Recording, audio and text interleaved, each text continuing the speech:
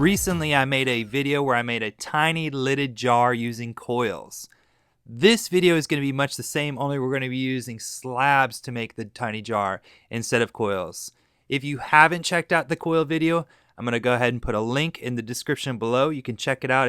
If you're looking for a way to make wheel-like pots but you don't have a potter's wheel, both the slab method and the coil method are a great way to explore functional pottery. To begin this project, you're going to go ahead and cut out a slab and then wrap your template that you just used around a tube and tape it together.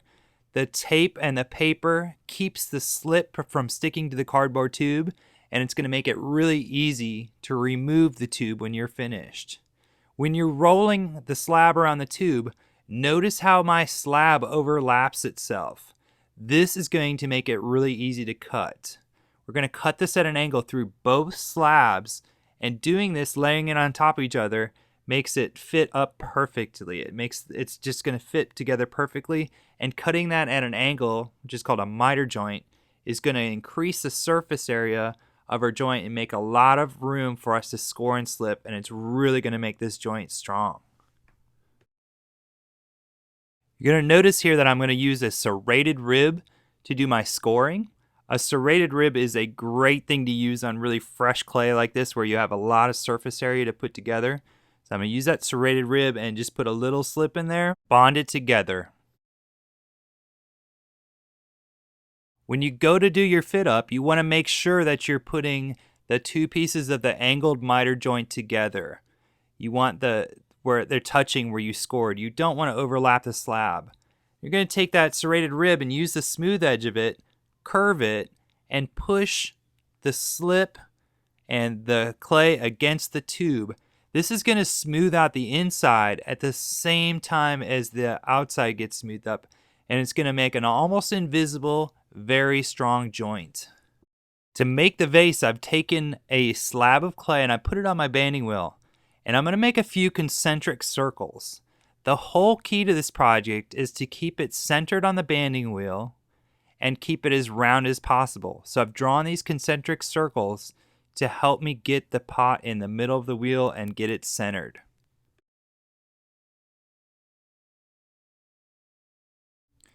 Once you get it centered, you're going to draw using your needle tool. You're going to draw, not cut. You're going to draw a line on the outside of the wheel. The outside of the jar and the inside of the jar. This will help you know where to score. And then I'm going to use the spin and score method to rough up the bottom slab, and I'm going to put a little slip on there. Then I'm going to do the same thing to the body of the jar. I'm going to go ahead and score it, slip it, and then I like to score it one more time to make sure it's really scored up good and it's going to have a good tight bond.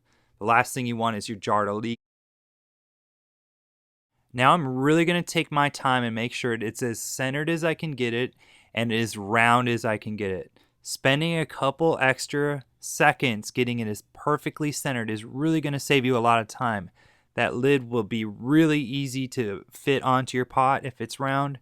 If it isn't round or if it's a little bit off center, it can be a real challenge. So spend just a couple extra seconds and get it perfectly centered before you give it a little pressure down to lock it in place. Now that it's as centered as I can get it and locked into place, I'm going to use my needle tool to cut off the excess clay of the base.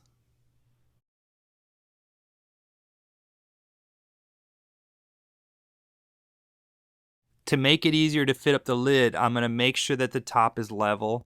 While the wheel's spinning, I'm going to creep up with my needle tool and apply a light steady pressure until I'm all the way through.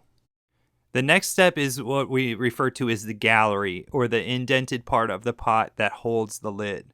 To cut the gallery, you're going to cut straight down on the outside, and then horizontally you're going to cut in from the inside.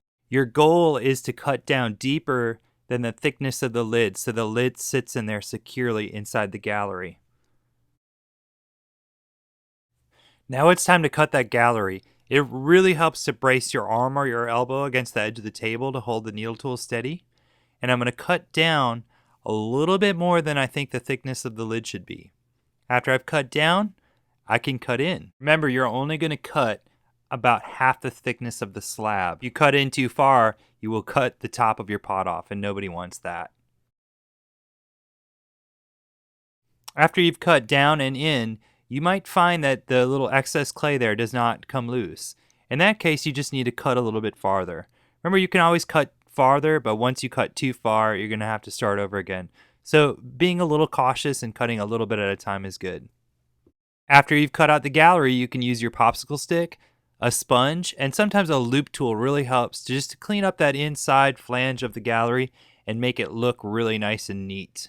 You're also going to want to go ahead when your pot dries up a little bit and clean up the inside of the jar.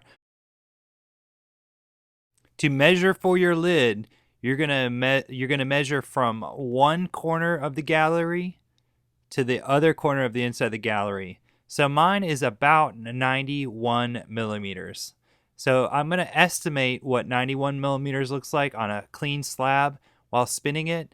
I'm going to measure and check, and then I'm going to continue to draw lines, not cut them, just draw light lines until I hit that 91 millimeters.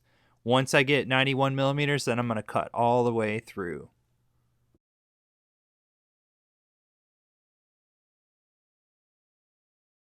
When you're cutting through the slab, it's light, steady, downward pressure. If you push too quick, you're gonna get your wheel will stop and you won't have a round circle. Now we're gonna add the knob. There's about 1,000 good ways to make a knob for a jar. In the linked video in the description, the coil pot, I made a different type that you might want to go back and take a look at. It's very similar to this one, but I do it a little bit different. For this one, I made a tater tot piece of clay, and I'm going to use the spin and score method and then add a little bit of water to attach this tater tot piece of clay onto my lid, and then I'm going to lock it down in place with an angled motion of my popsicle stick. I then put my lid in front of the fan for about 10 minutes on each side, and I'm going to use a loop tool or a trimming tool to trim the shape out of that tater tot piece of clay. You can get really creative and shape it in just about any shape you want, but you want to have a slight undercut so you have something to grab onto.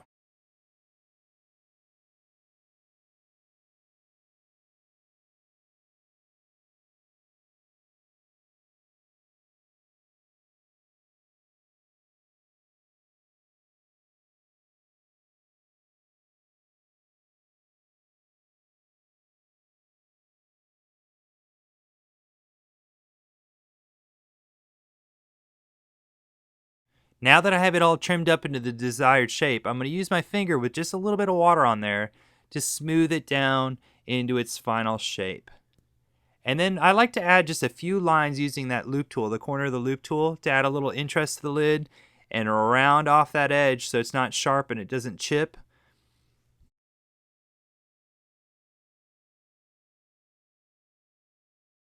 Once you've completed your lid, you want to make sure that you let your lid dry to the leather hard stage before attempting to remove it from the wheel. If you try to pick it up too early, it can get distorted. And there you go, you're done. If you enjoyed this video or learned anything at all, please click the like button or leave me a comment. It really does help me out. Coming up, I got some new videos where I'm going to be doing some pug mill reviews on a Peter Pugger and a Shimpo pug mill. I'm going to be doing some more of the glazing videos where we make glazes and test some glazes out. Some cone 6 and 7 glazes and some low fire glazes. I have some more teacher tip videos coming up and a few more tool making videos. So if you haven't subscribed yet, go ahead and hit that subscribe button. Thanks so much for watching this. Have a great day.